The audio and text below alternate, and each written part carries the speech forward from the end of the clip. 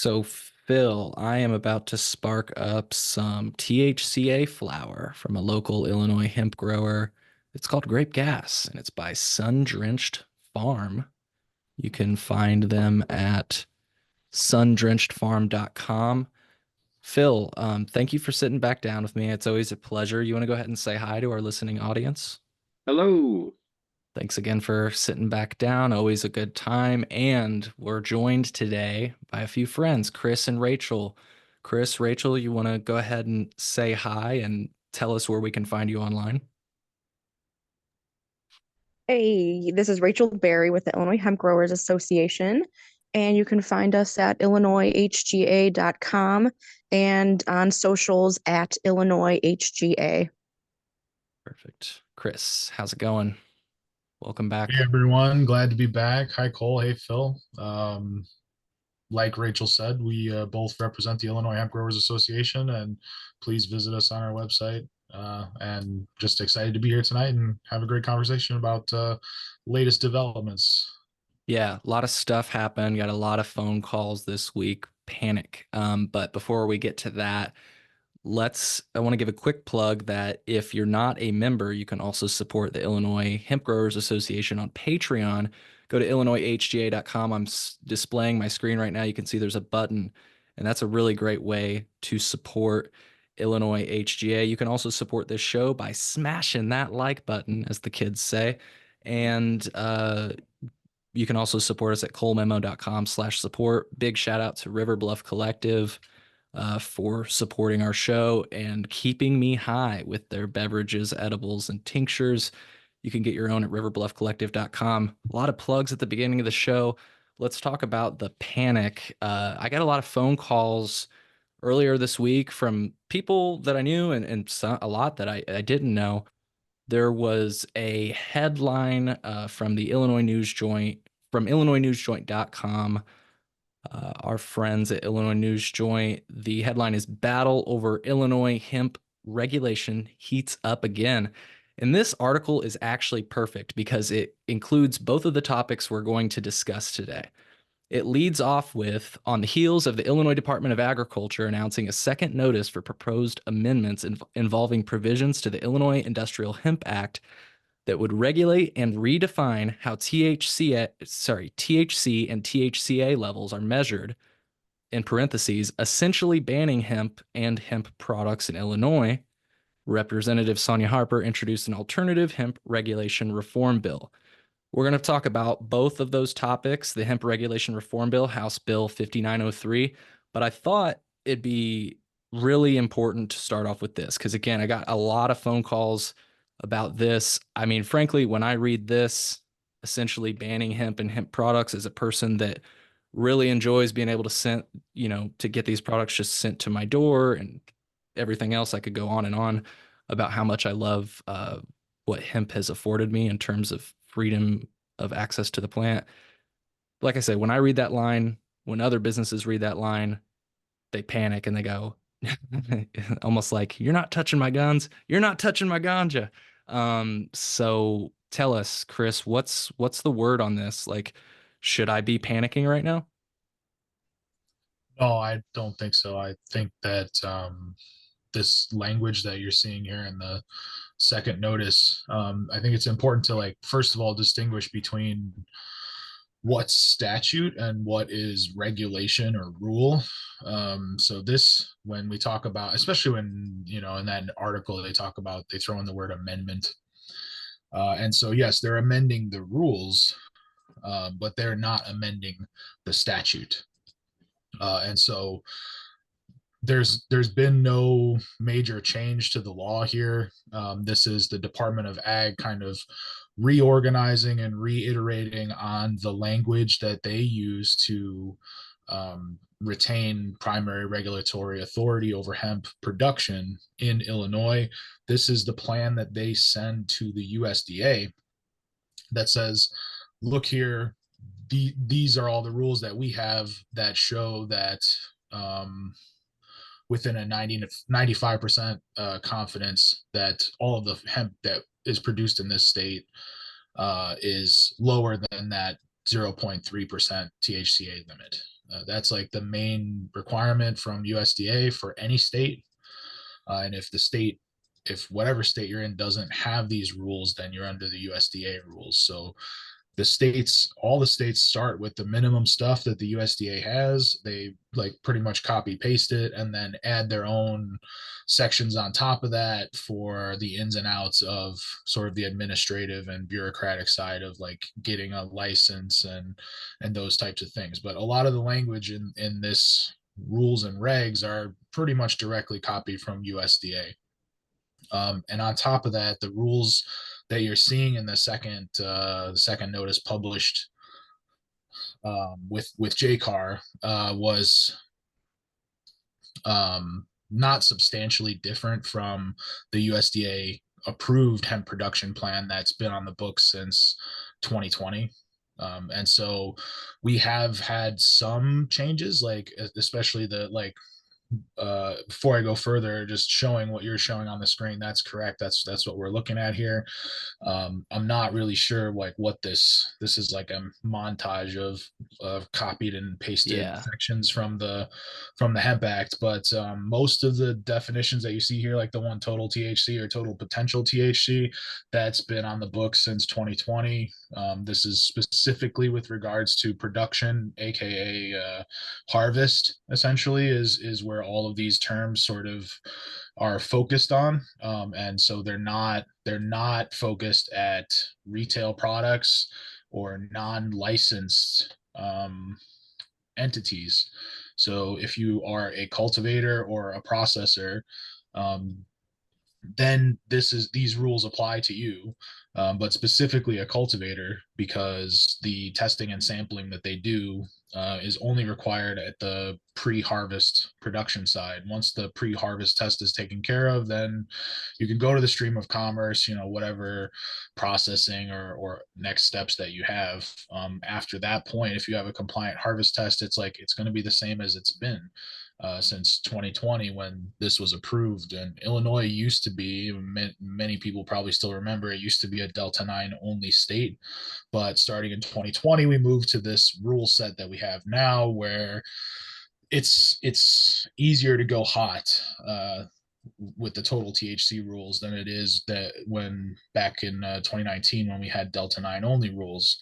But again, just wanted to reiterate that essentially there's not a lot of changes to this from the 2020 rules. So like you said, some of the things you said there, Cole, like all these products are going to get yanked off the shelves, or all of these producers are not going to be able to make these nice hemp cannabinoid products that people are enjoying.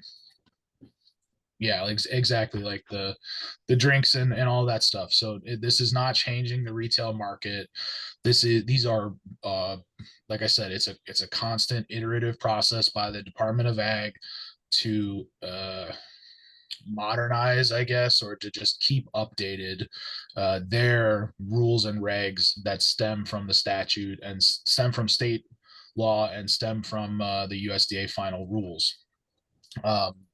There were some changes though. So all that being said, there are some changes to it that we Can I, actually, before you go over those changes, to put in sure. a bottle, it's that they are regulating production, but these products that are on shelves, they have no authority over, correct? Yeah, and that's like basically, paraphrasing what I was told. My call with JCAR is that the concerns were raised that this was going to be, especially we'll talk about some of the language that's actually in there, but the concern was raised that this would subject retailers essentially to inspections, non-licensed people, Right.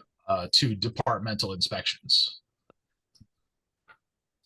And so like that's just not the case. Like it's not this, the IDOA did not make any claim to having jurisdiction or authority over retail products, and they were not going to challenge that. Again, like I don't know how else to say it, but it's like, yeah, everything here has to be read with the context of, okay, these are production rules. Interesting. Yeah, because that was one of the lines that I don't know if I saw it in Illinois News Joint or what, but the idea that they laid out like these fines that would be issued on retailers and there would be like random inspections. I'm not finding it in their article now, so maybe it wasn't them that shared that. Maybe it was somebody else, but No, it was again, that's more confusion over some of the fees, mm, because IDOA has started a laboratory.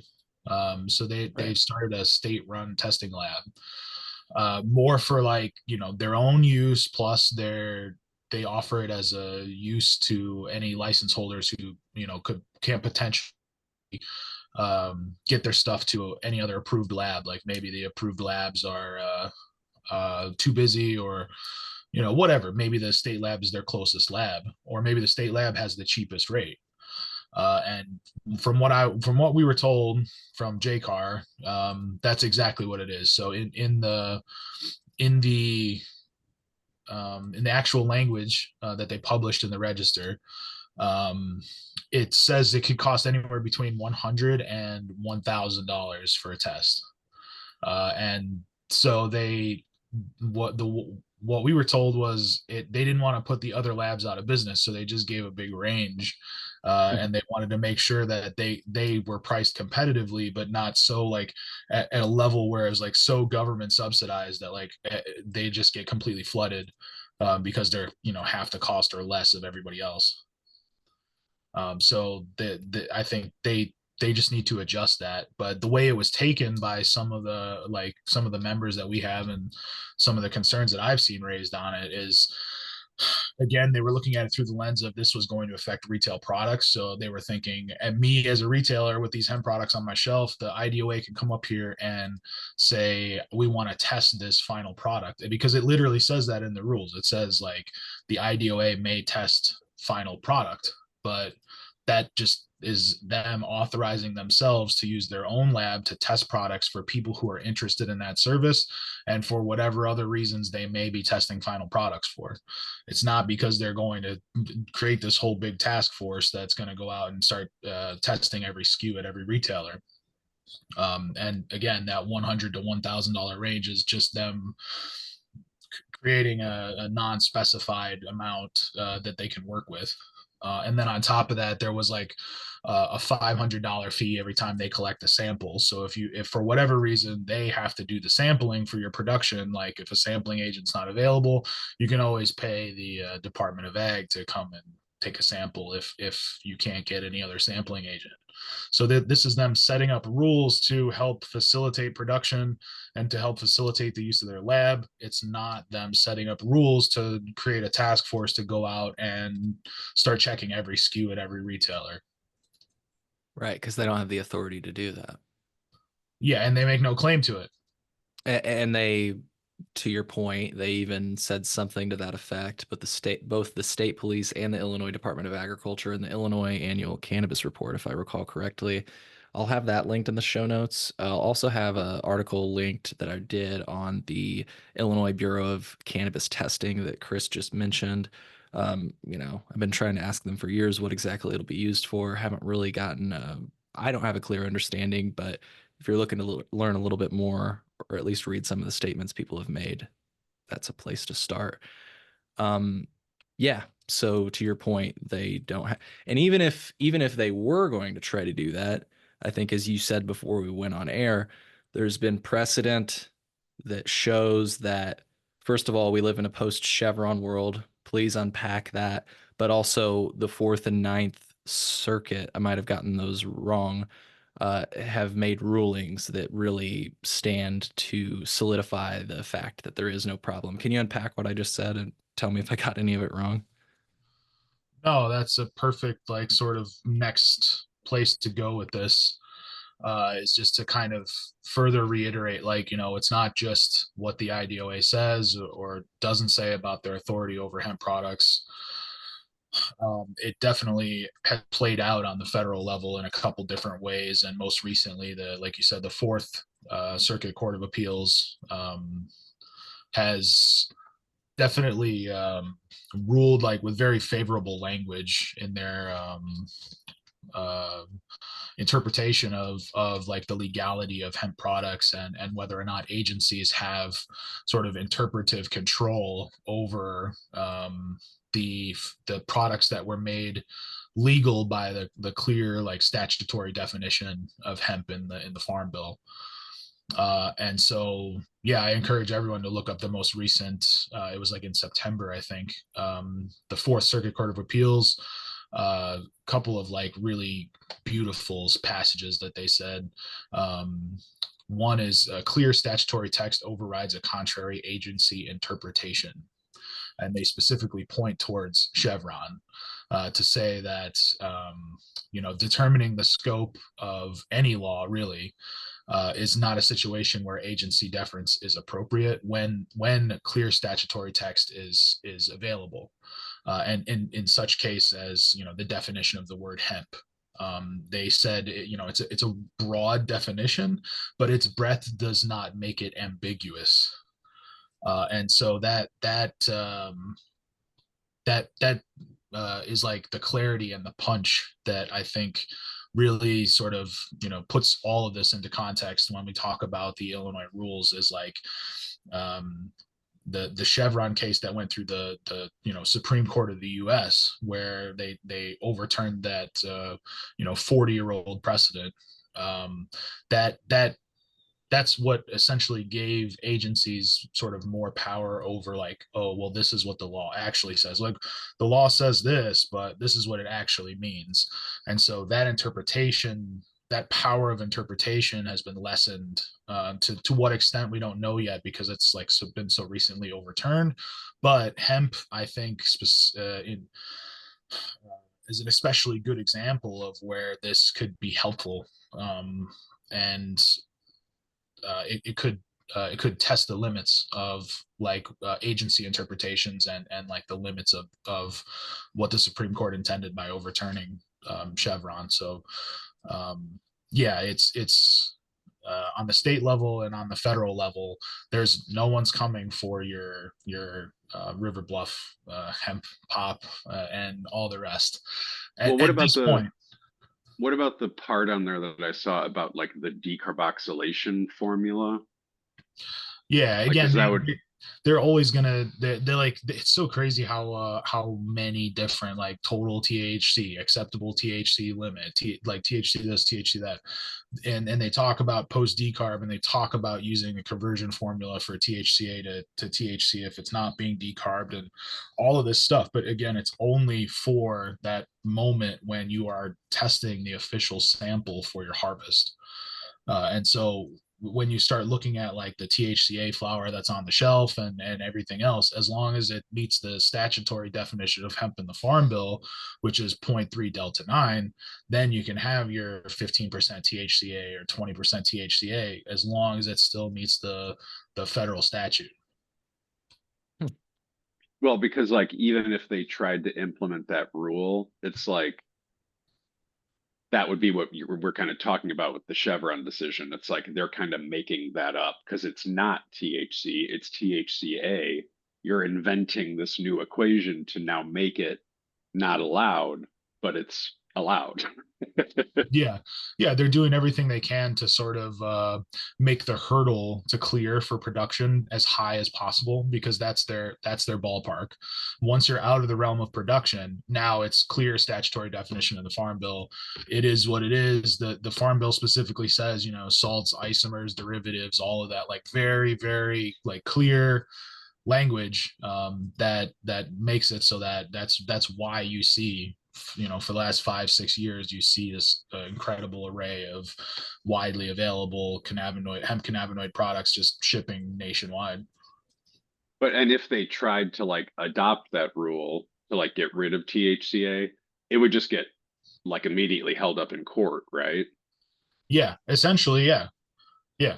Yeah. Which is what's happened. That's sort of I guess that's a good place for us to like move on to talking about HB 5903. Like, this is what happened in Missouri. Is the governor tried to come after hemp retail products, and the Supreme Court of Missouri went and dug through their own statutory language and found a section in their food, drug, and cosmetic code that said that hemp products cannot be considered adulterated, which is what the mechanism that governor tried to use to remove them from the market.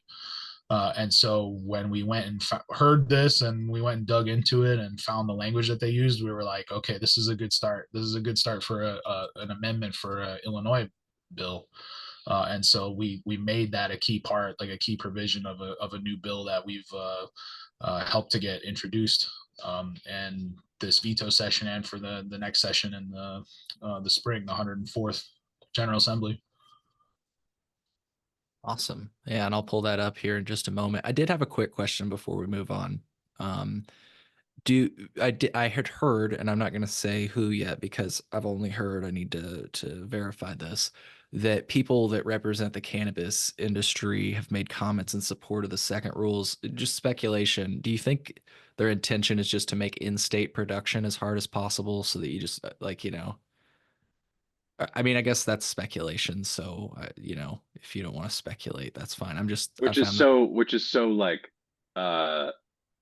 just like against the best interests of Illinois, right? Because even if you live here and you're buying these products, you would still be able to buy them from other states, like through the mail. Yeah.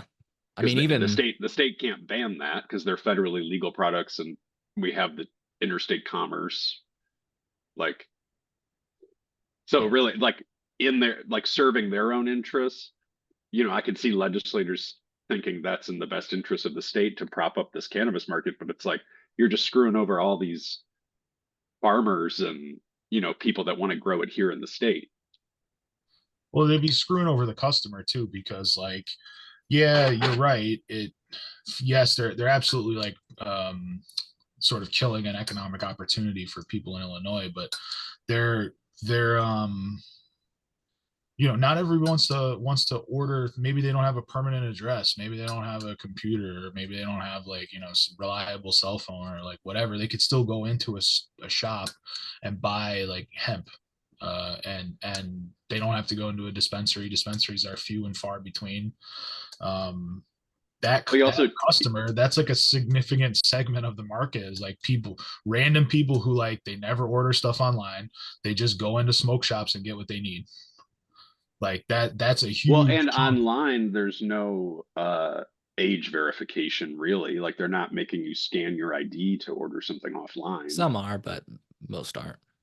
Oh, Yeah, okay. most of the time it's just like a checkbox. It's like, are you over 21? Right. Welcome. Yeah, it's getting better. It's getting more stringent where there's, you know, they're applying a thing where they like they do with tobacco products, and I say that like in air quotes, like some stores that sell paraphernalia or even like vape juice or whatever will ID you nowadays.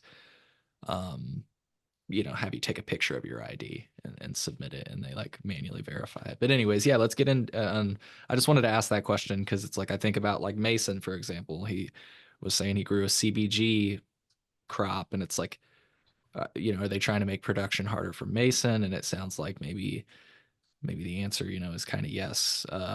Not specifically Mason, but just people growing hemp, right? Um, so yeah, let's. I think that they, uh, it's like you know, the whatever their workload is, they're going to make their salary there at the IDOA, right? So if their workload is 100 licenses or 1,000 licenses, they're all still getting paid the same. So like, what's their incentive really, other than to just have more work, to make it easier and easier to get a license?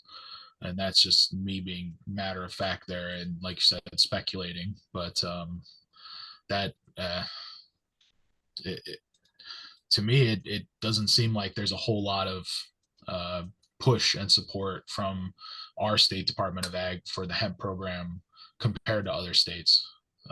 You know, most notably, I think Pennsylvania, but there's others too. Well, You know, they really like, they see this as a great opportunity, and they want to unlock things, and they want to have programs and to support more than just create a very labyrinthian licensing system and expect people to just figure it out or don't. Doesn't really matter. is part of that because like here in Illinois, as opposed to other states, like the Department of Agriculture is involved in overseeing the cannabis industry.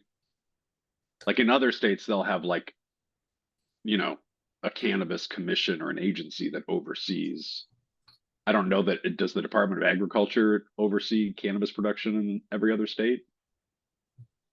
And I'm not sure if it's in every other state. I know in Illinois, it was not just the IDOA; it was a Well, yeah, mixture it's of like, agencies. Yeah. yeah, it's like, Um, which is part of their problem with like regulating the industry is like coordinating all that stuff.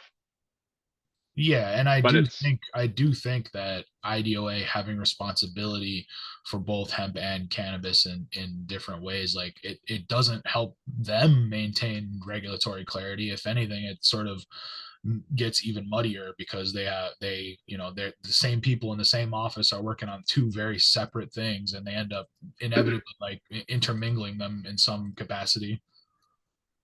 Yeah.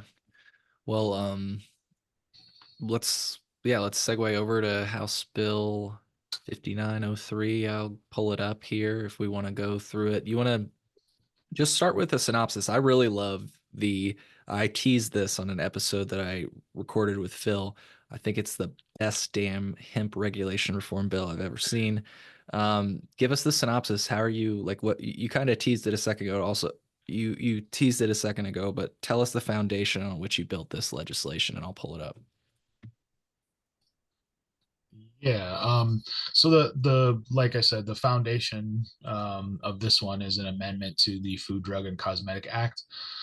This is mimicking the language that was used in Missouri recently to sort of protect hemp retail products. And we've always been a fan of a nice short bill that does the right things and not much else.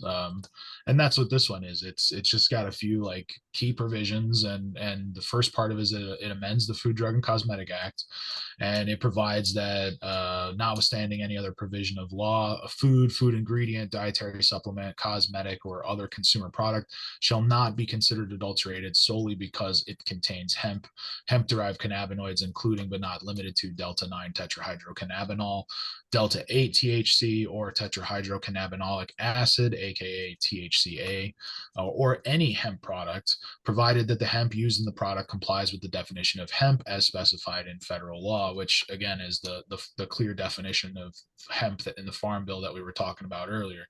So like this is making it so that it shouldn't have to be said, but at this point it has to be said because the federal food and drug administration hasn't come out yet and said hemp is not considered an adulterant in food.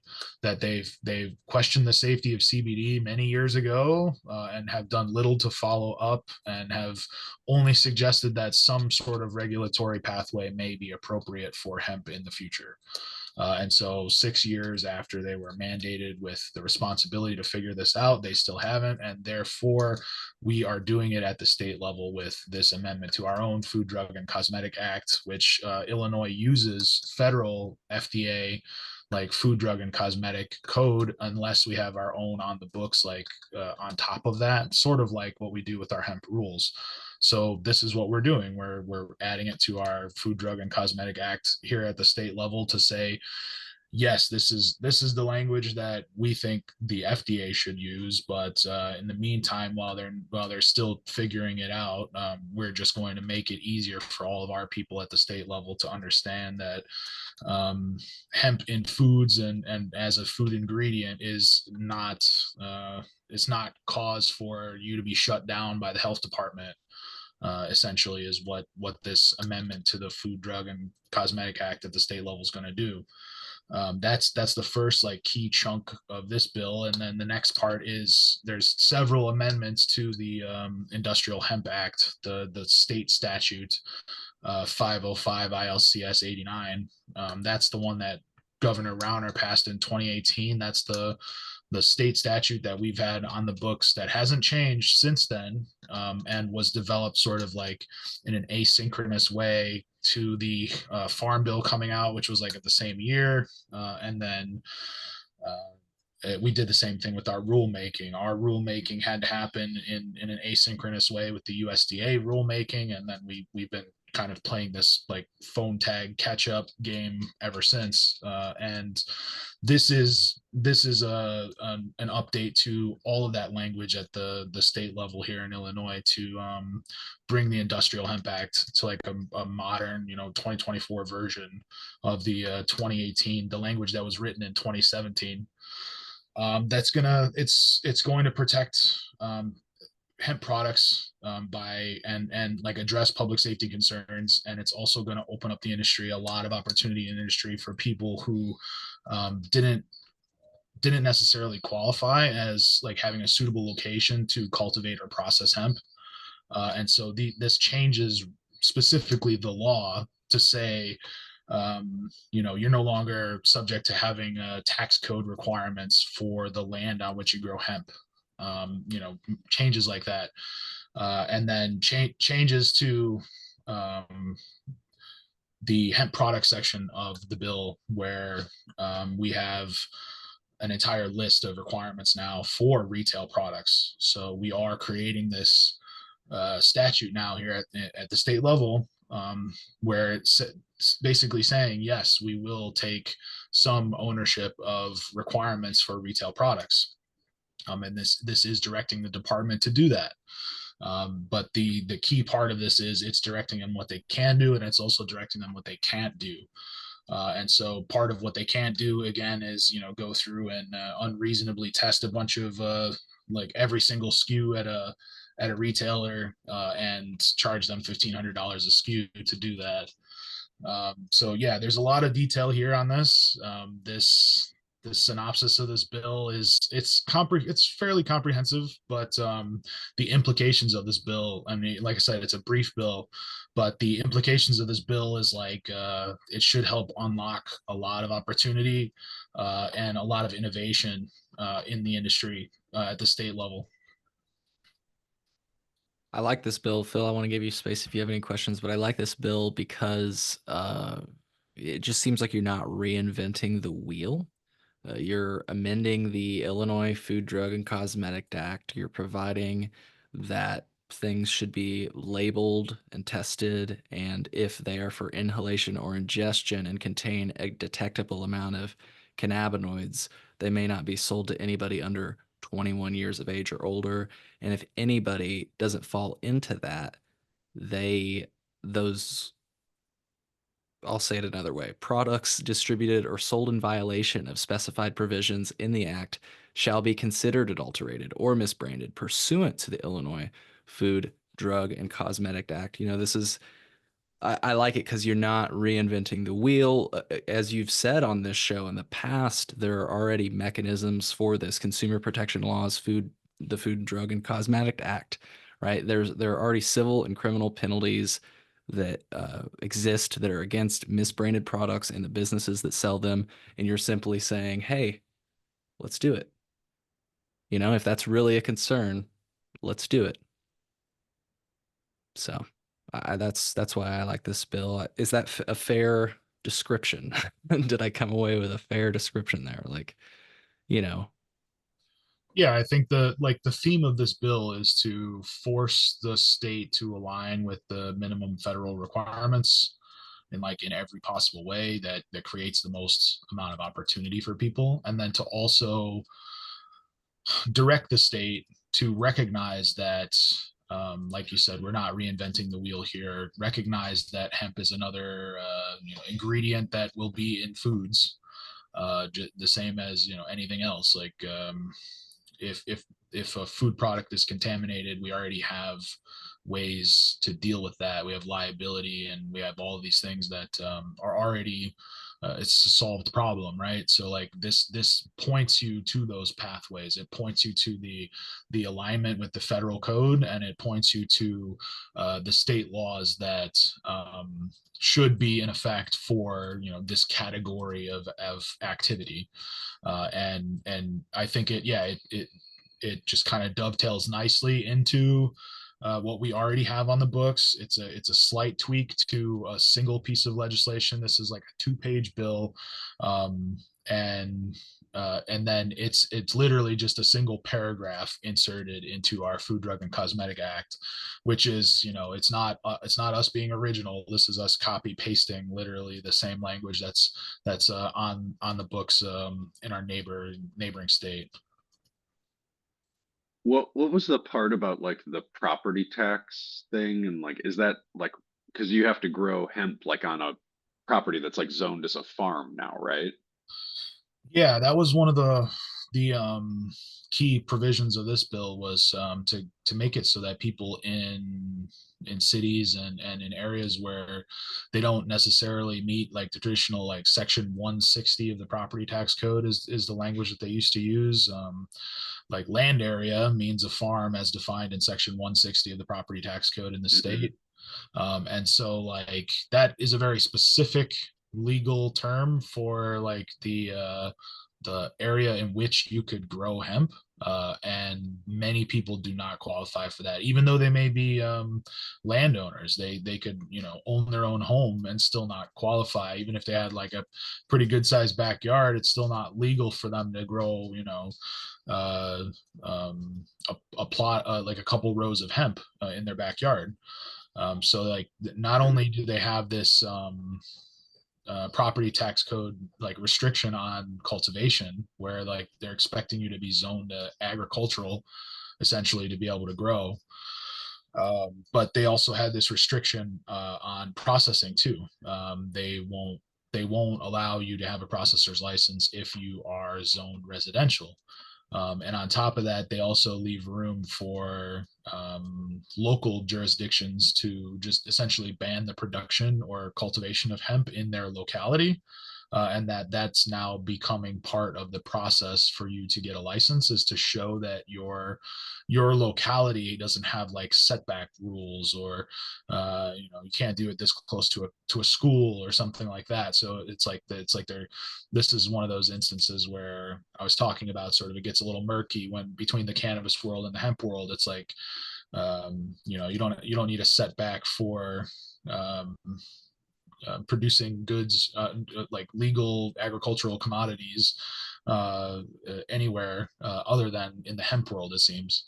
And so like this type of it's like Cole was saying earlier, like all it does essentially is just make it more difficult, or it's just like a chilling effect on potential license seekers, these people who would otherwise be growing hemp, but because we at the state level have made it difficult for them by restricting the type of land and creating all these restrictions that they don't they're not required by state law. They're not required by federal law, I should say. They're not required by the USDA final rule so that we can have our regulatory authority over hemp.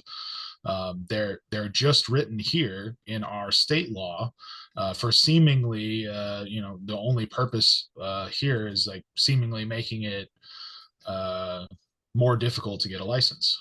Not for any like particular reason. And maybe when they wrote this back in 2017, they were thinking, oh, it could be the smell or something like that.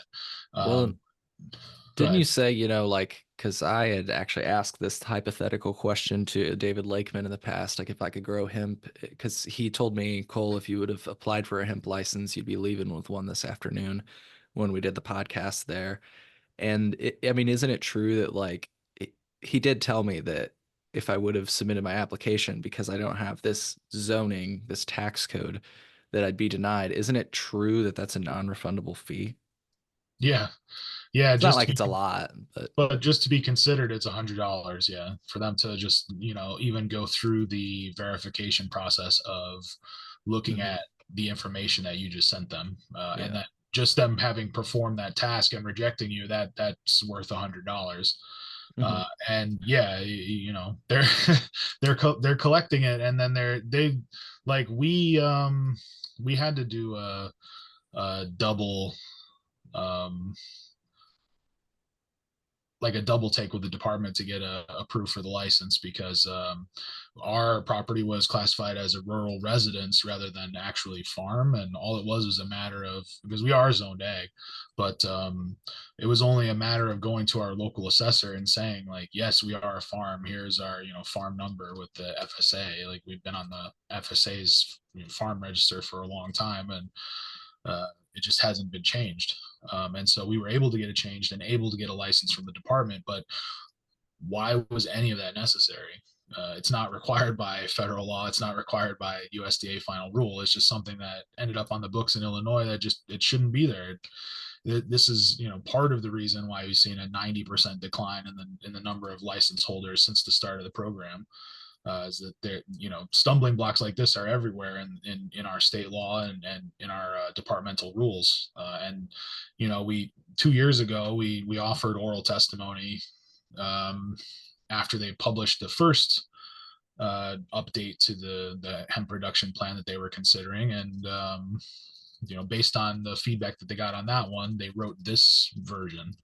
And then after this version came out, they asked for more public comments. What we saw was we were like, okay, it doesn't seem like that big of a change. They didn't really take much feedback and incorporate much feedback. The only thing they incorporated from our comments back in 2022 was a little carve out in the rules for microgreens being produced, because under the rules previously, it was that you had to compliance test your microgreens. So like we said, that's, it's kind of ridiculous to test a plant that's only 5 inches tall and has only been growing for like 2 weeks.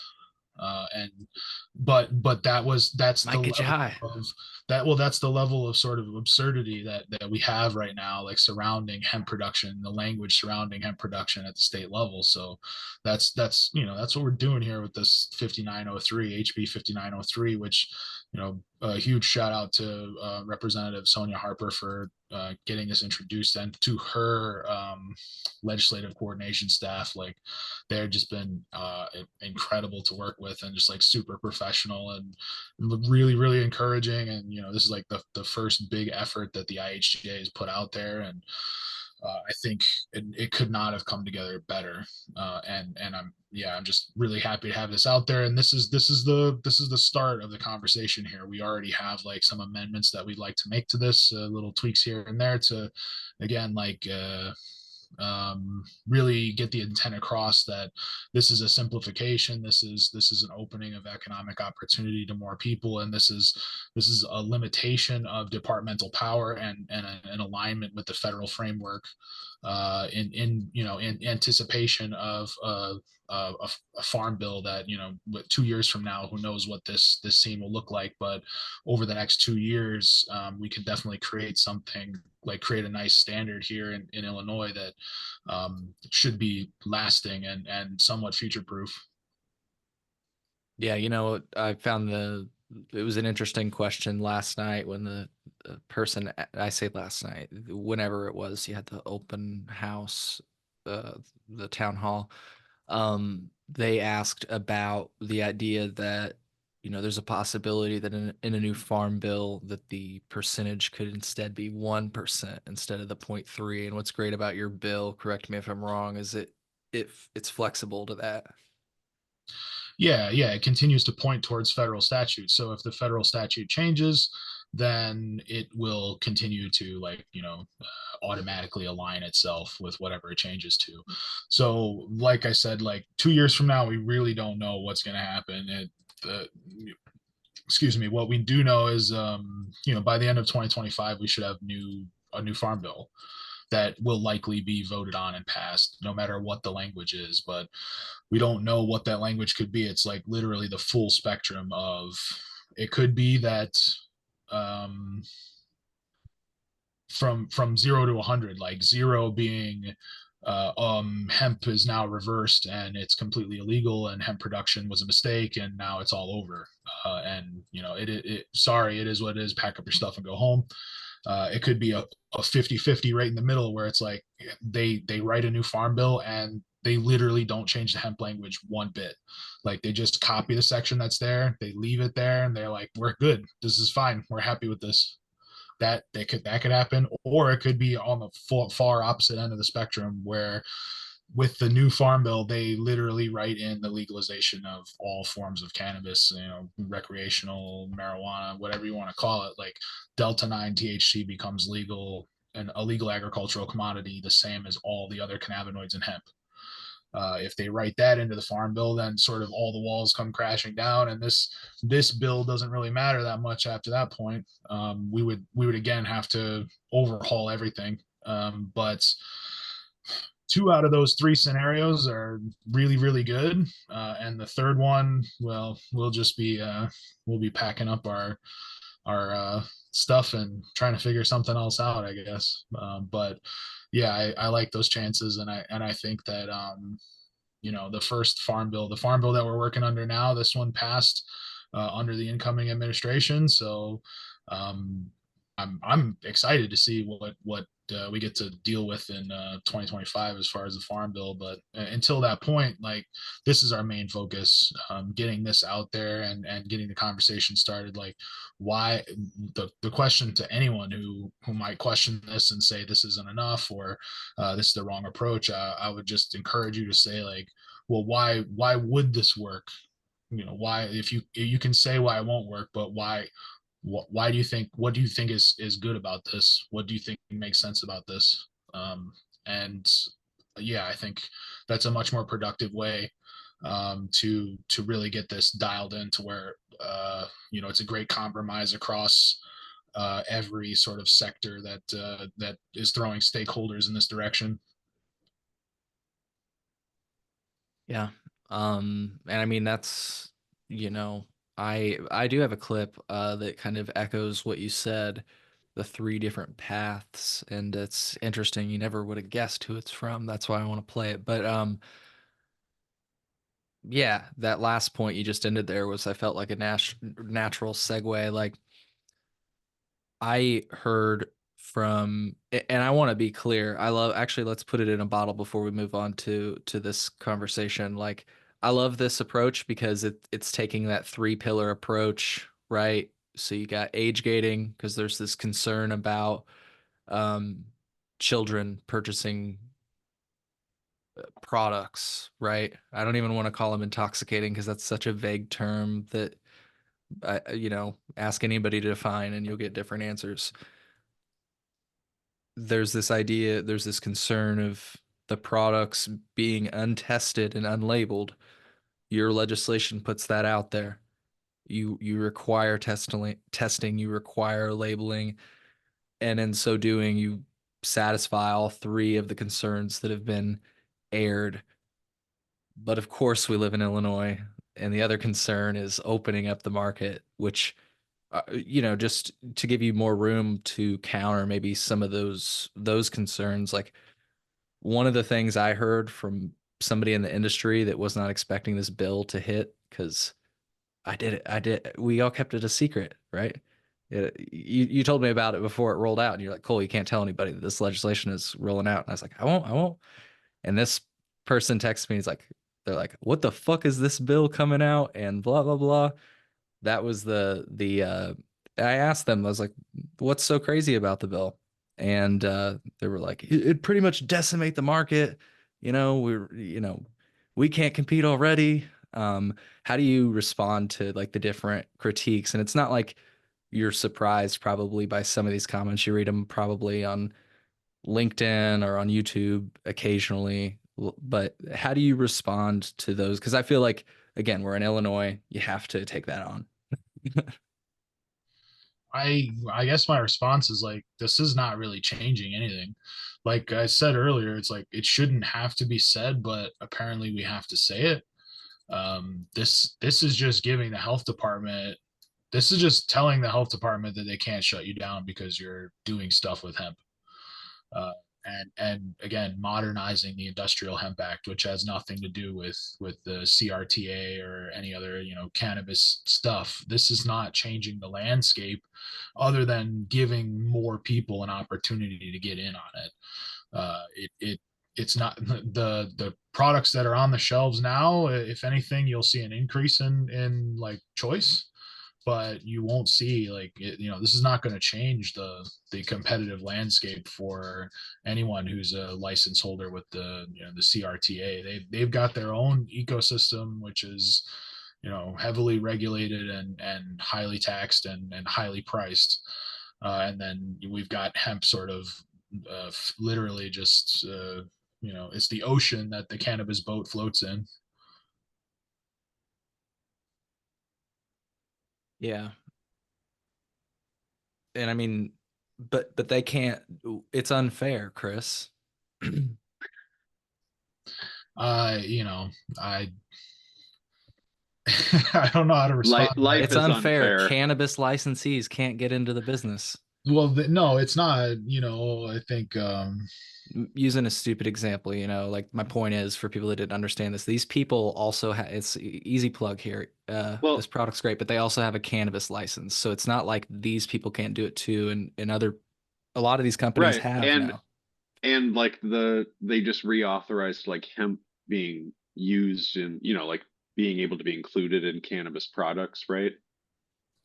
So it's like, I mean, aren't there's like companies here that are technically growing hemp, right? Because it's like outside. Yes, you think that growing is Like there's outdoors can't would like be there's a better. like there's an overlap with licensed operators and the hemp industry. So to like Licensed pretend, operators have been able to import and use hemp in their products. Yeah. but didn't we talk about Cole that like those like outdoor grows that Nature's Grace and Green Thumb do, those are like technically authorized as like hemp? Yeah, so Wasn't that?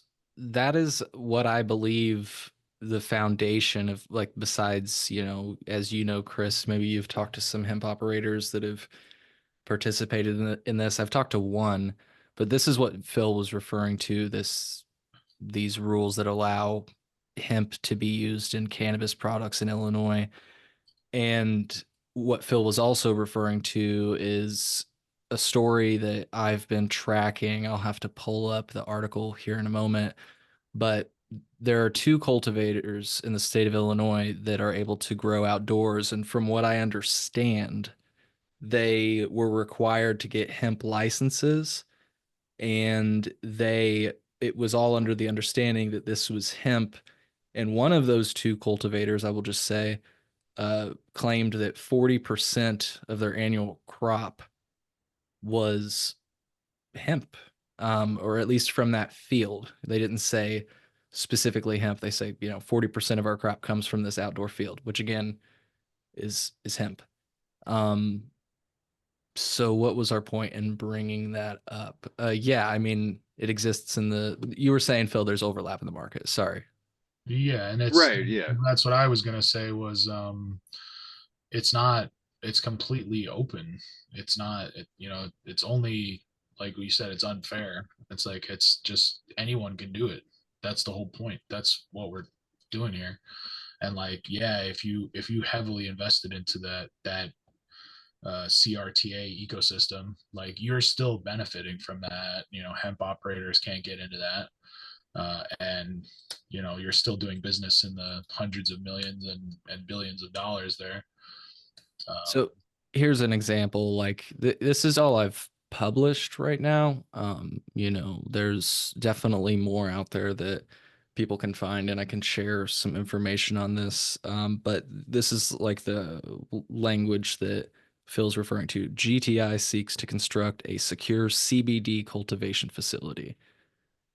So, this is, yeah, they were growing hemp.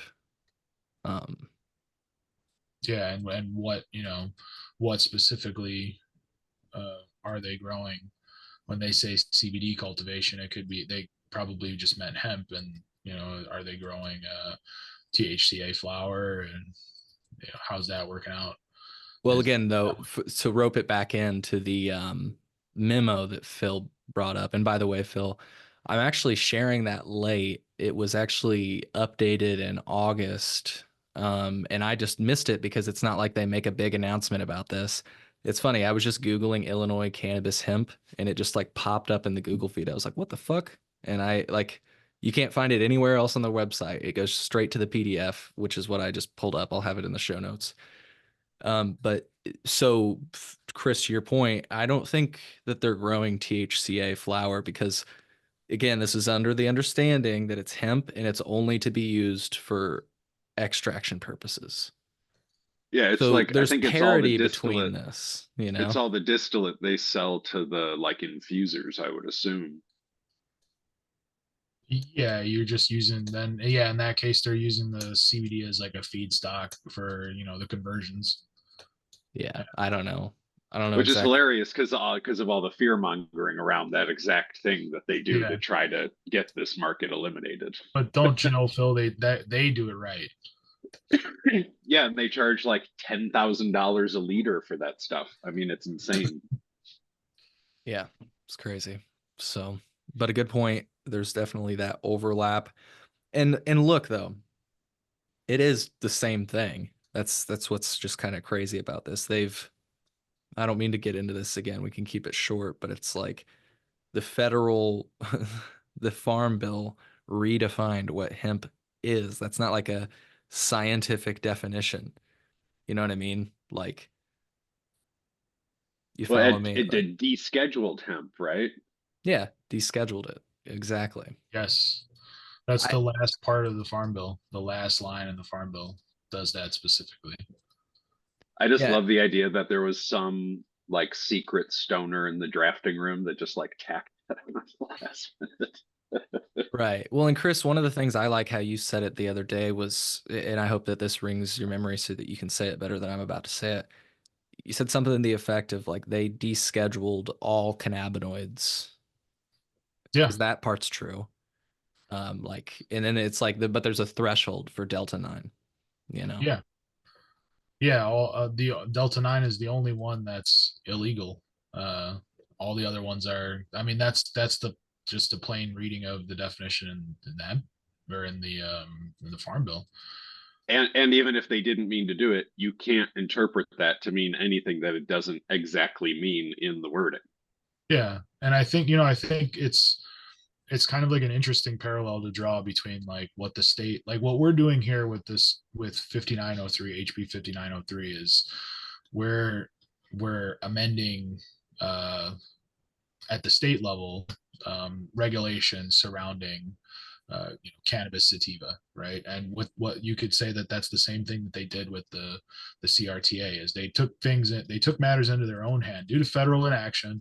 They took matters into their own hand and they created the CRTA so that uh, recreational and medical marijuana was available and taxed and regulated at the state level because the federal government wasn't getting it together. And that's what we're saying with 5903 also is, well, the FDA, they haven't given us hemp guidance yet and hemp foods, and we're taking matters into our own hand and creating action at the state level. But the key difference between the two is um, what we did at the state level for the CRTA was completely out of left field, and it took us further away from alignment with federal statute.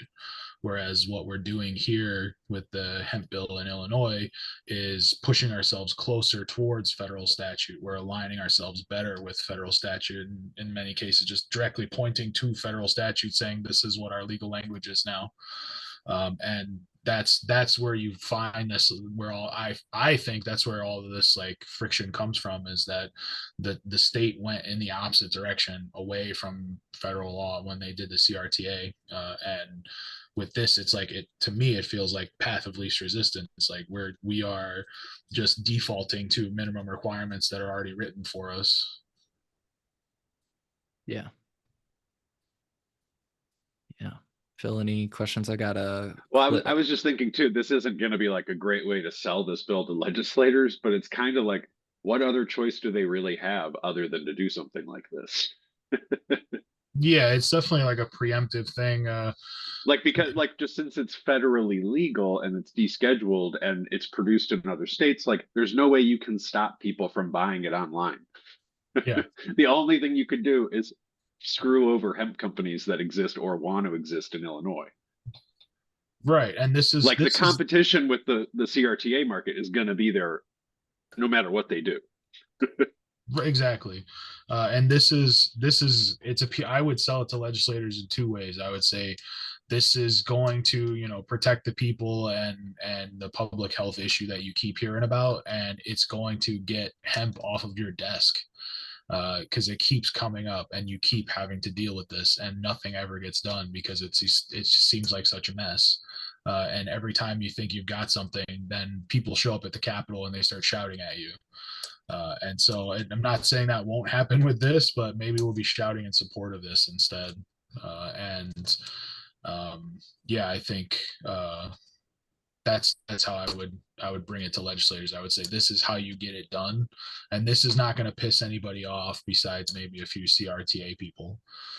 Which to me, I mean, based on my interactions at the Capitol, it doesn't seem like there's a whole lot of admiration and love for anyone who's involved with the legal cannabis lobby at this point, because it seems like they've brought a lot of legislators some bad information regarding, especially with regard to like hemp legislation. And then when the legislator catches wind of what it actually means or what it actually does, or those types of things from people in the hemp industry, they're always like, oh, I had no idea. And they just keep getting sold a bill of goods from cannabis lobbyists who they couldn't care one way or the other with hemp because they've already got that market.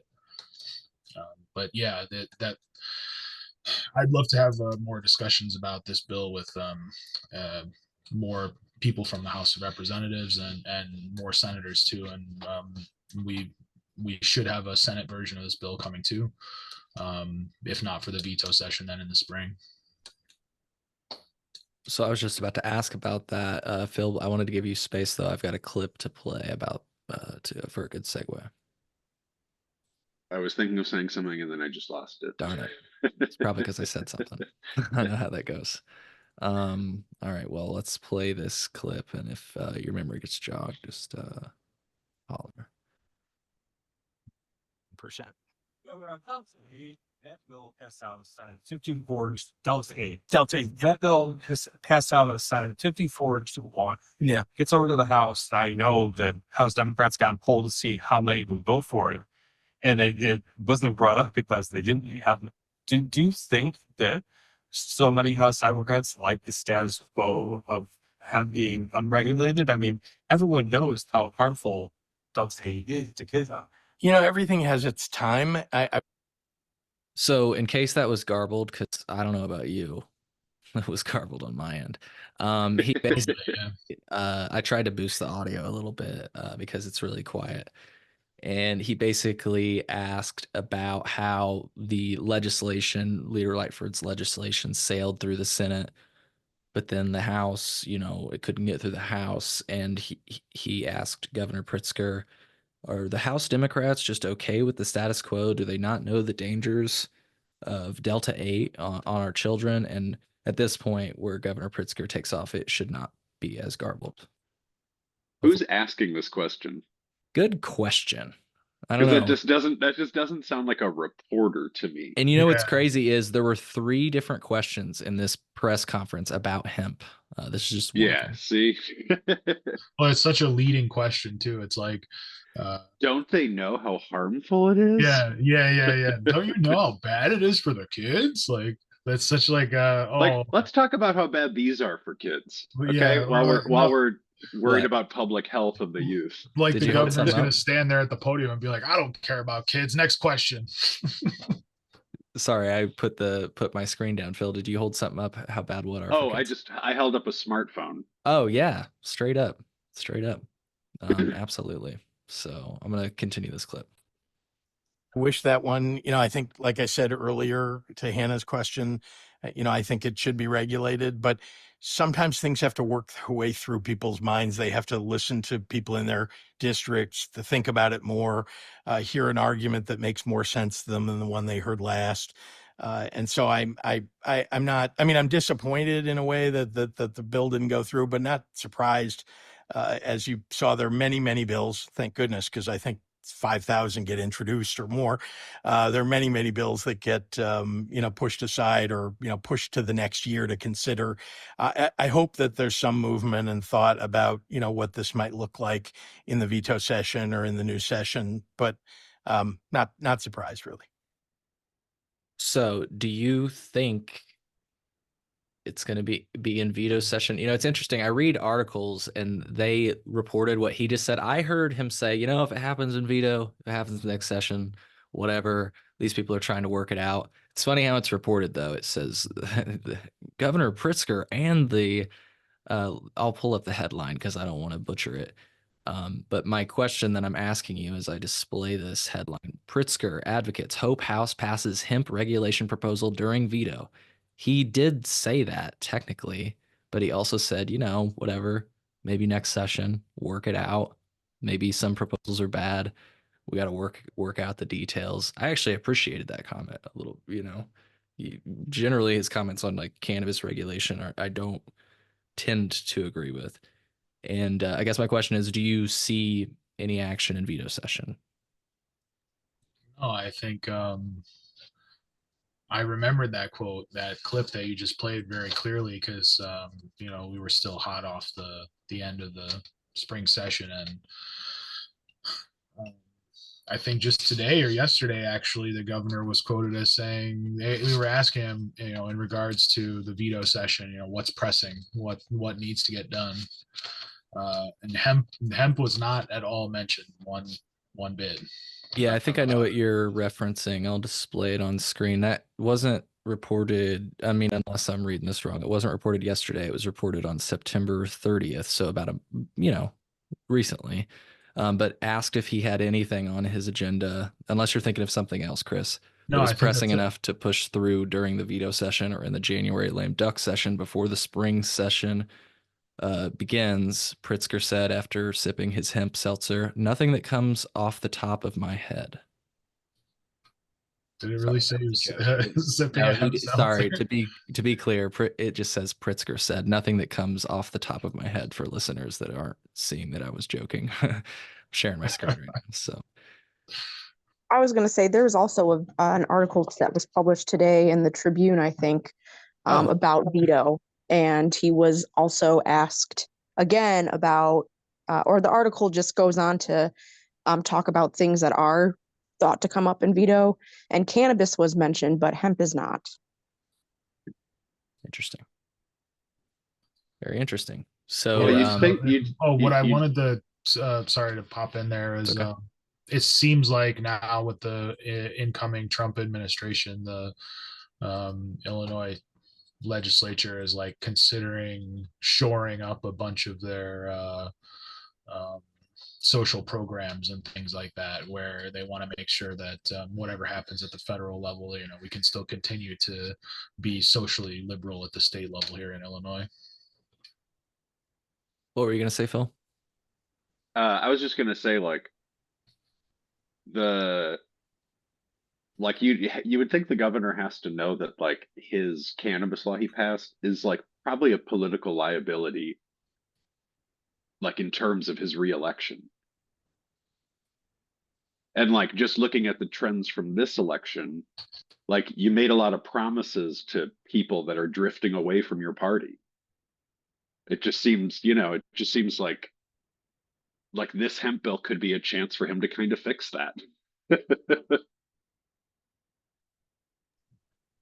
Yeah, absolutely. Rachel, I saw you pasted something in the chat. Did you want to mention? I can pull it up on screen too. What is this that we're looking at? No, that was the wrong link. Never mind. It's okay. Trying to find the right link, the one that I just mentioned. I'm trying to drop that for you. Hang on. No, it's all good. Just interesting to hear that is the case, and I think that's good. Like, there's no reason to rush on this. Let's make sure we get it right. There's a very vibrant industry, and I think it is worthwhile mentioning that I can't remember what his position was, but he's like the executive director or something in the Illinois Craft Brewers Guild. And he didn't pair it exactly, but he said, look, I'm not saying it's exactly the answer. Correlation doesn't always equal causation, but the closures of Illinois breweries across this state stopped when we started selling these hemp beverages. And that's why they had initially opposed Lightford's regulation and I think or legislation. And yeah, so I think that that's a very solid lobby that is opposed to losing that ability to sell those things. You know what I mean?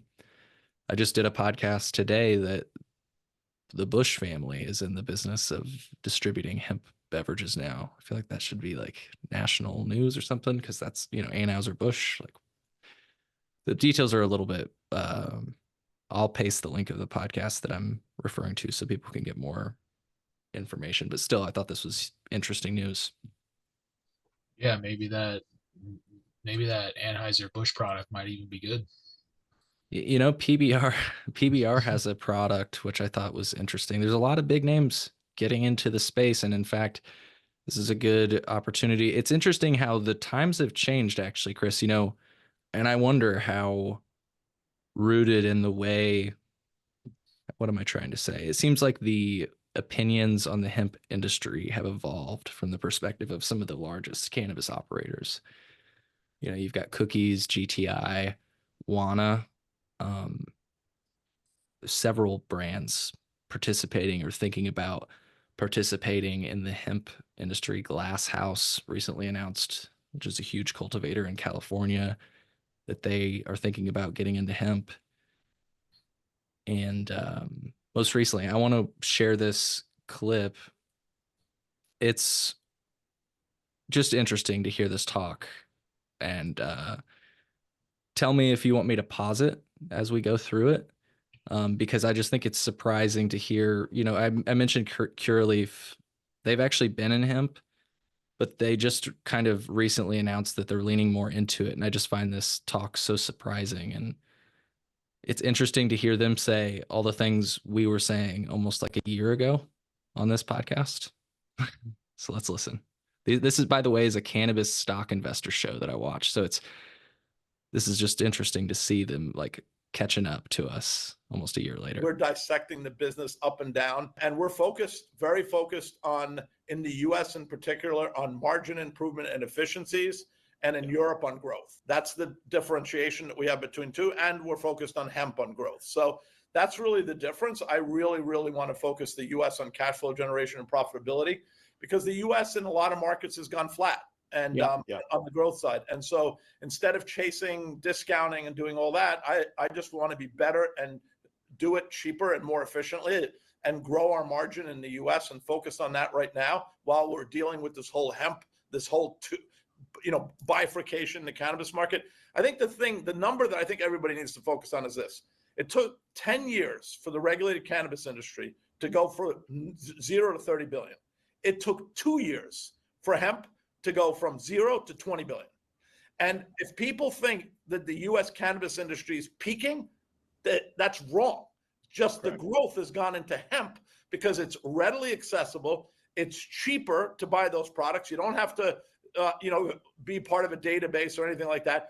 And it has a form factor that Americans love called beverage. Yes. Americans love beverages, and beverage is the number one form factor for consumables and digestives. So that's what people want. And literally, that's what's happened. A lot of people have moved to that. They're now selling pre-rolls as hemp products. So I just want to say that the cannabis industry could not be healthier. We have a regulatory problem, which we have to fix. Yes. We have a regulatory problem that needs to get fixed. And this is the part that I wanted to say, because it matches exactly what you just said, Chris. I think the one thing people are missing, and I think this is going to be possibly the biggest catalyst for cannabis next year. Okay. Not rescheduling. It's not safer banking. It's not the Boise lawsuit, although all those things are good.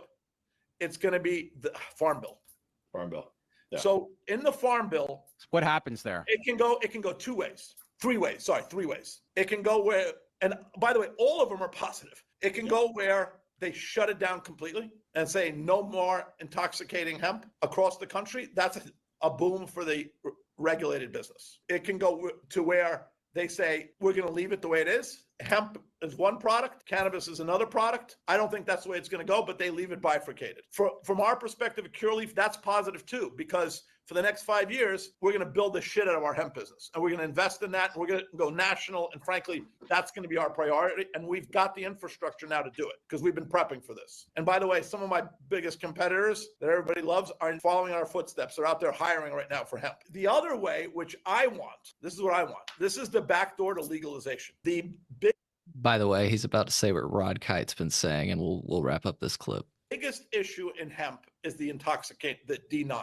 D9 in cannabis and D9 in hemp is exactly the same cannabinoid. There is no difference. So what I'm pushing for, and I'm in DC next week, what I'm pushing for is for the Farm Bill to regulate D9 rather than hemp versus cannabis. If we can get that, and I think that we can get the farmers around that because it's more business for them, then we've got a backdoor to legalizing cannabis because they're going to legalize D9.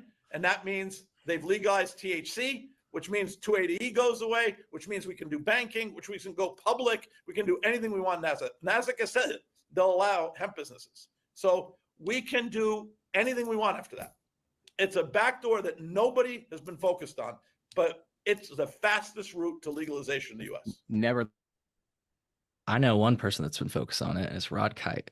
There's more to that clip, but I just find that interesting because, again, I know Curaleaf has actually been in it longer than other MSOs that have the limited license mindset, anti-competition type of thing. But to hear that language from a cannabis operator, a big one too, like they're the first MSC. They're not even MSO. They're a MCO, multi-country operator, because they've got their European operation. It's just very, I don't know. Like I say. Oh, I mean, that's where our discourse is at. I mean, we're saying the same thing. Like that, I think that's the only way to go. And yeah, like you said, I don't know. I've been saying that for a long time too. I've been saying that I hope that Farm Bill wipes it out. I hope that it just knocks everything down. And well, usually the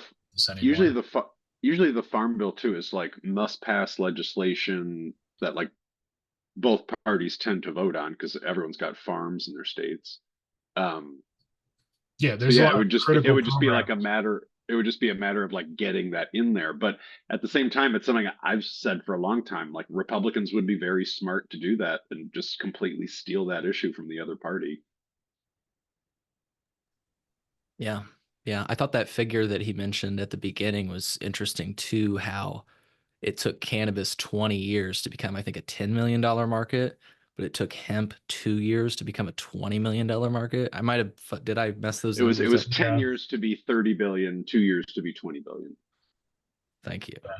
Yeah, I fudged that a little bit. And it's the growth thing. Like he kept saying growth and efficiency, right? He's like, in Europe, we're growing. In the US, we're pushing efficiency. But then at the same time, he's like, but we're also chasing growth. And it's like, that's ultimately that's where it's going to go, right? He was the chairman of Curaleaf. It's a huge company, and like, only thing he wants to do is just continue to deliver growth to, his company. And yeah, if that's, I think it's good and bad. You have big business saying, if you're on the side of big business as far as like what you want out of a farm bill, then you better watch out for what's coming. Because the devil's in the details there. Like we could get if more and more companies get behind that sentiment, business has a strong voice with the incoming administration. So if that's the voice of business saying, all right, farm bill should do this, it will, the stock market will go wild, everything will go wild, growth will go wild, we'll all make money, then that seems likely. And then if that's the case, devil's in the details, right? Watch out for the taxes, watch out for the loopholes, watch out for the licenses, watch out for all that stuff. Yeah. Oh yeah.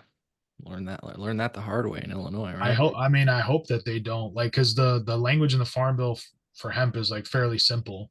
When it first came out, it was like, even for us being pretty new into like learning about all this stuff, it was still digestible. And so that's the one thing I hope that doesn't happen is there's now this multi, 200-300 page hemp section in the farm bill. I hope that's not the case. Yeah. Yeah. So I think the rest of that clip, they mentioned they're launching drinks, edibles, and a THCA flower, which I thought was crazy to hear because that's the first person I think from MSO gang that's going to be doing something like that.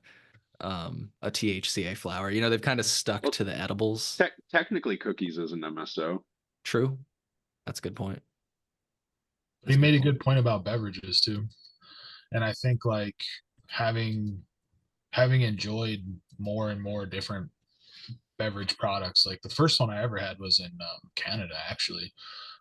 House of Terpenes had like a 5 CBD, 5 THC beverage that I really liked. It was like a limonene tonic.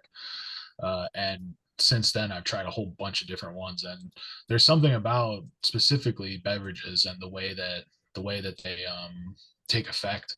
I think that makes them unique.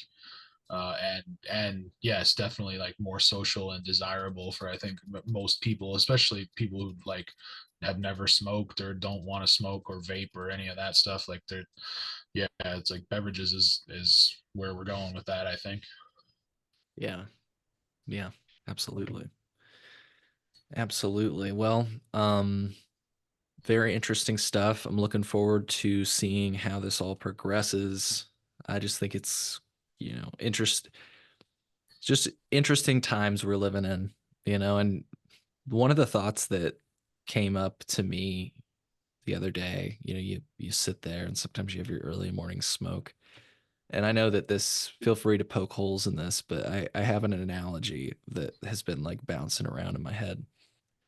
And like, I feel like the people that are like saying like, it's rope, not dope, like that's not the intent of the lawmakers. Like, I feel like those people, just if we're going to be consistent, would have also been like really upset about like people using medical cannabis, like that don't quote unquote need it because that wasn't the intent, even though, cannabis advocates have all acknowledged that medical cannabis was the Trojan horse for adult use. So like, I just view hemp as the Trojan horse for descheduled cannabis because that's what it is.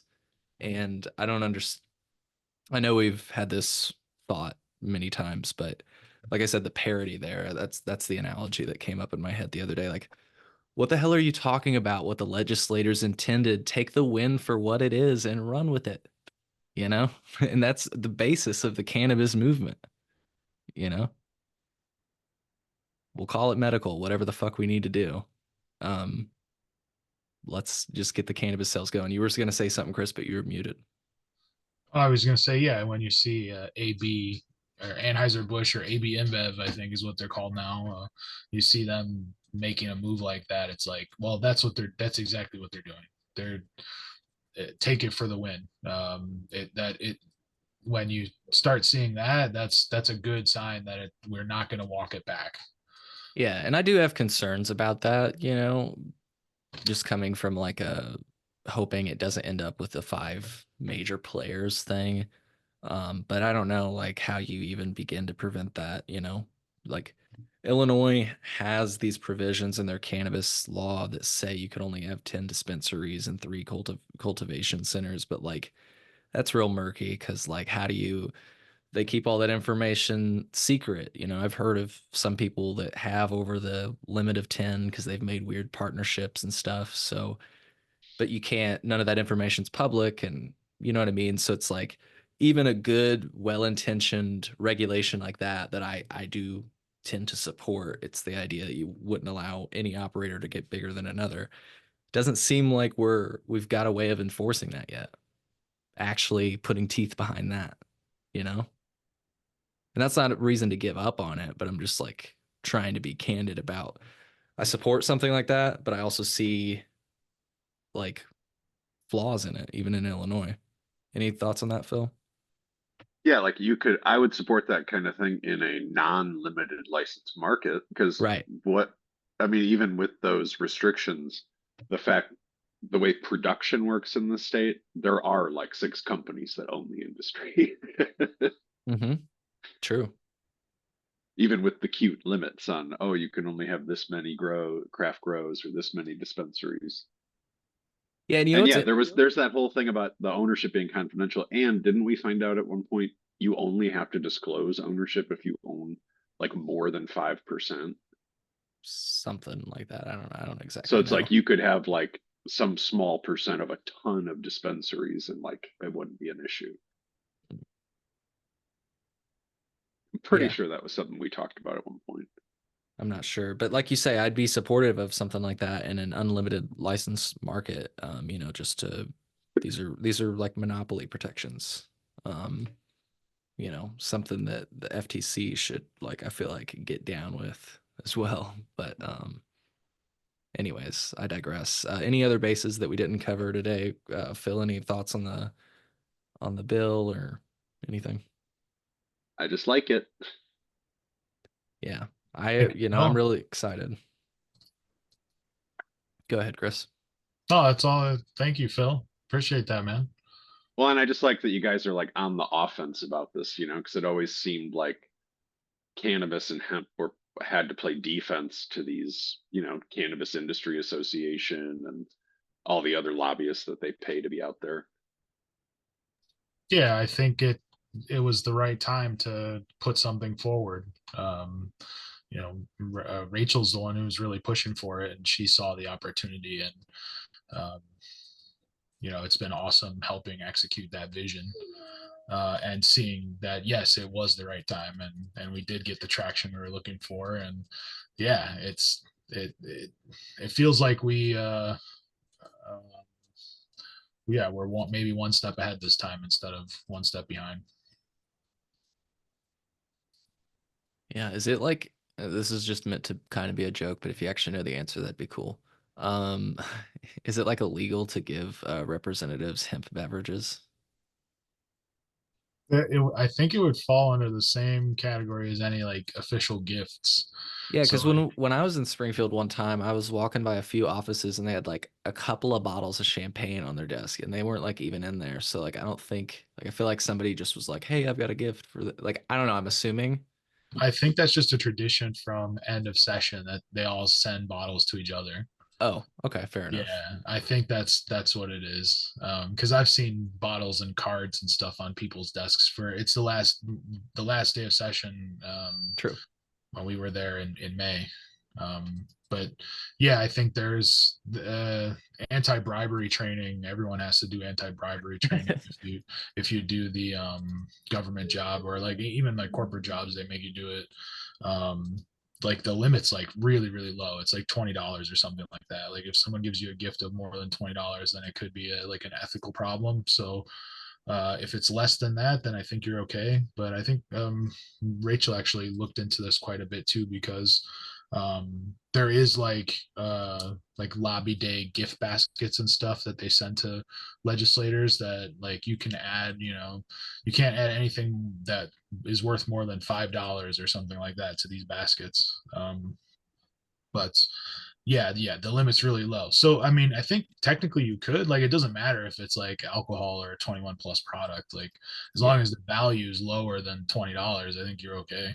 I just asked that question because I heard, I don't even remember who I had on my podcast, but they were talking about how there was like a meeting of cannabis regulators in Minnesota and they all just like by happenstance, because they're just everywhere, went to like locations with hemp beverages and they're cannabis regulators. Some of them couldn't help themselves. They're like, I gotta buy some of these products and check them out. And so they did, and they enjoyed them. And some of them enjoyed them so much that like they've started to realize again, I can't remember who I was talking about on the podcast about this, but they realized that the dosage caps were kind of stupid after a while because they started drinking them so often that they're like, man, the five ain't doing it for me anymore. So it's just kind of it's interesting. That's literally the problem with most cannabis laws. I think is legislators just aren't familiar with it enough. Right. That's I Just got got like to a get more of our legislators getting high. Yeah, if it was that, I would love for it to be like that good, that simple. Like just try it and you'll like it. And as soon as they try it, like, oh, the whole world's opened up to me. I understand now. Like, man, Yeah, that would be magical. I It mean, I works. will say It works in some cases. it did. Yeah, I was about to say I made it. I don't mean to say made. That sounds like I forced him. I talked a 78-year-old man into trying cannabis beverages for the first time, and he really liked them. He wanted gummies. He was insisting on gummies, and I was like, bro, the drinks are gonna be better because you can like titrate your dose since you've never used it in your fucking life. I think that's a pretty good idea to do it that way, so that it's like alcohol, where it's like you can feel it kicking in pretty quick. You can decide whether you want to like throttle back or kick it up a notch. And he drank like 3 fucking River Bluff 10 milligram Bluff Pops or Grape Pops, and he was going for a third, but I ended up giving him a like a 4 milligram because I was like, bro, you gotta slow down. He said he had a great night though, so. Yeah, around 20 for any first timer is probably plenty, unless I have heard that like some people have some kind of liver enzyme or something that makes it like nearly impossible for them to get high from consuming THC like in an ingestible way. Yeah, and that's the thing, Mhm. because he was asking me, he's like, dude, I don't feel anything. And you said one would be fine, or half of one, because I told him I think half of one, because it was a 10, since he'd never done it in his life. But he was knocking him back, man. It was kind of funny.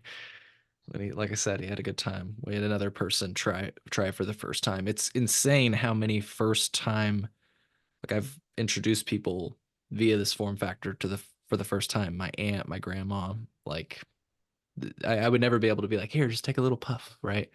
But when you say like, you want to try a sip, they try it and they're like, oh, I didn't like climb up the fucking wall, and they want to try more, right? And they Yeah, did. it wasn't like instantly cascaded down some like psychedelic hole of 12-hour bad trip or something. Yeah, Yeah. yeah. I was Well, going to quickly say about the legislative and the lobby stuff. I would yeah. highly encourage anybody who has a hemp product and can afford to gift, I think it's 250 to sign up for the 2025 Illinois Legislative Lobby Day and get one of your products into these baskets that go to all of the representatives, and let them try your product. Are you saying it's minimum 250 milligrams is what they'll accept, No, or? no, 250 items. That would be items. Yeah, no, I'm sorry. That was such a silly joke. But thank you, no, for mentioning that, because that's important. That would be cool. I would like I say, I think it's a way to normalize it and get them, as Phil said, to understand it a bit better. So Yeah, let's get River Bluff to give us 250 cans, and we'll get them in there. And there you go. they That'll, supplied about that much for the mini documentary. I'm sure they'd do it to keep their business open. yeah, maybe they don't know that they could do that. That you could get your can in every legislator's hand. Yeah, 2025. smart. I yeah, will drop that link for you too, Cole, and please share it in the please. notes so brands can check that out for themselves this coming year. Yeah, please do. Please do. And definitely check out the show notes. I think we'll probably end it around here. I know we've been going for a bit, but that's what we always do. That's what I appreciate about both of you, that all of you on this phone call, that you're willing to dive into a long form conversation like this. Any final words before we go? Yes, I have some final words. I wanted to let everybody know, um, following our event on Friday, our town hall, which was an amazing event. Thank you so much for being there, Cole. We want to get our butts down for veto session. I think we mentioned that, or we did mention that on Friday. Veto session starts this week, tomorrow through the 14th, and then next week, the 19th through 21st. As we mentioned, most of veto session is going to be focused on anything but hemp. But this is a really good opportunity to go down. All the representatives are going to be in their offices or around. So we're going to get down there, walk the halls, drop off our fact sheet, talk with as many representatives as we can, talk with staff members as we can, and just have things ready and have the ball rolling so that, come 2025, everyone is fully aware of our vision and what the plan is for hemp. So if you can make it, next Wednesday on the 20th, we're going to be there. If you can't make it, don't worry. There's going to be other opportunities. But in the meantime, please reach out to your reps and let them know you support this bill. Request that they co-sponsor it. or even consider, if you are a writer, write an op-ed for your local newspaper. The more coverage we have of this, the better. And yeah, every phone call, every conversation, every email counts. So let's keep the momentum going, guys. Yeah, and I'll just say, you know, as somebody who has been in Springfield when you were there, you're a very exciting and accepting group to join. You know, there's people of all stripes, I guess that's a saying, in, you know, in your um, association. And so I just wanted to say that, you know, I've always had a really good time, like, especially after the town hall last time. Great time. Um, Good times with the Illinois Hemp Growers Association. So definitely join up and get involved. It's really easy. I'll just say, like, I was surprised kind of how easy it is. You know, you just walk in, say, can I talk to them? And if they're not there, they'll let you know when they're there. And, you know, you don't always get to connect with them, but when you do, it's your ability to talk to your representatives and these people that are going to shape this policy and ensure that we don't lose any access to a federally legal commodity, right? In this case. So, all right, we'll close with that. Unless Rachel, you had anything else, because I'm just high and love No, talking that's about this it. subject. That's it. And yeah, if you've never been to the Capitol before, this will be a really good opportunity because things will be moving a little bit slower. So, yeah, join us, come see what it's all about. Realize your own power that you have to do this kind of work. You know, these reps work for us, not the other way around. So we should get there and you know, be in communication with them as often as we can. And it's pretty fun to go down to the Capitol. So yeah, join us if you can. Absolutely. Well, on that note, check out the show notes. Be sure to check out the Illinois Hemp Growers online, illinoishga.com. You can support them on Patreon. We will see you on the next episode of The Cole Memo. Take care.